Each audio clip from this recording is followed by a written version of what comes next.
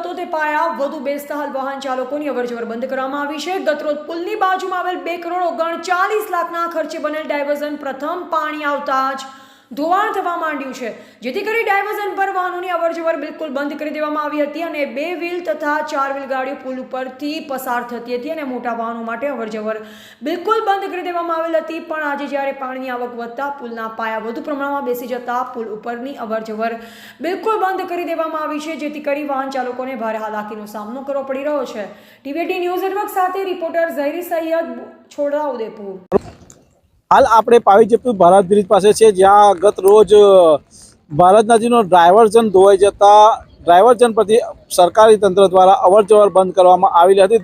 Diversion 2 crore 39 લાખનું જે બનાવવામાં આવેલું હતું તે પાણીમાં ગયું। દ્રશ્યમાં આપ જોઈ શકો છો કે 2 કરોડ 39 લાખ ઉપરવાસમાં પાણી પડતા જે ધોવાણ થયું છે અને ધોવાઈ જતા તંત્ર દ્વારા બ્રિજ ઉપરથી નાના વ્હીકલો 2 વ્હીલર અને 4 વ્હીલર માટે અવરજવર ચાલુ કરવામાં આવેલી હતી। એ ચાલુ જ રાખવામાં આવેલી હતી, પરંતુ આજ રોજ જે દ્રશ્યમાં આપ જોઈ શકો છો કે પુલના પાયા પણ બેસી જતા 2 વ્હીલર અને 4 વ્હીલર પણ આજે બંધ કરવામાં આવ્યું છે, જેથી કરીને લોકોને ભારે હાલાકીનો સામનો કરવો પડી રહ્યો છે। ટીવી18 ન્યૂઝ નેટવર્ક સાથે રિપોર્ટર ઝહીર સૈયદ, બોડેલી, છોટાઉદેપુર।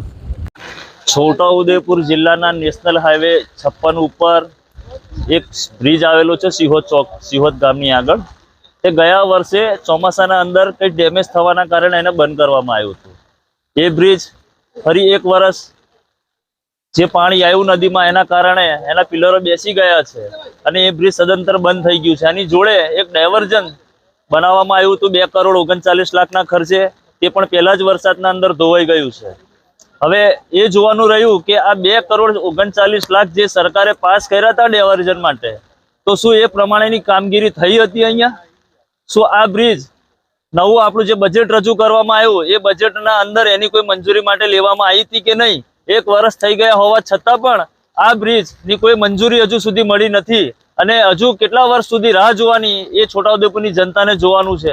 આ બ્રિજ નથી તૂટ્યું, પણ છોટાઉદેપુર જિલ્લાની જીવાદોરી આ બ્રિજ હતી, જે આપણા વડુ મથક છોટાઉદેપુર છે એને કેટલા ગામો સાથે કનેક્ટિવિટી હતી અને આ કનેક્ટિવિટી તૂટી ગઈ છે।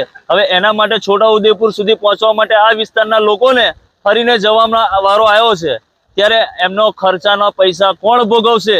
એમના ડીઝલ પેટ્રોલના પૈસા કોણ આપશે? એ જવાનું સરકારનું રહ્યું છે। મારી સરકારને એટલી અપીલ છે કે તમારથી બીજું કશું ના થાય તો તમે આ બ્રિજને વહેલી તકે ચાલુ કરાવો, જેનાથી નાના મોટા વેપારીઓ પોતાના ધંધા અર્થે છોટાઉદેપુર જાય છે। નાના મોટા MP થી આ જોડતું આ એક હવે થોડાક ટાઈમના નવરાત્ર ચાલુ થવાના છે। આપણા સૌથી મોટું તીર્થસ્થાન પાવાગઢ આવેલું છે, છોટાઉદેપુરથી MP માં આ રોડ જોડવામાં આવેલું છે। જો આ બ્રિજ વહેલું બનાવવામાં નહીં આવે તો હજારો શ્રદ્ધાળુઓ પોતાની માતાશ્રીના દર્શન માટે નહીં જઈ શકે।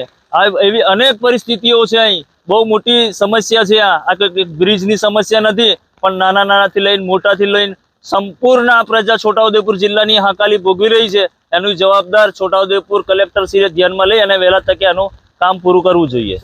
વસીમભાઈ શેખ।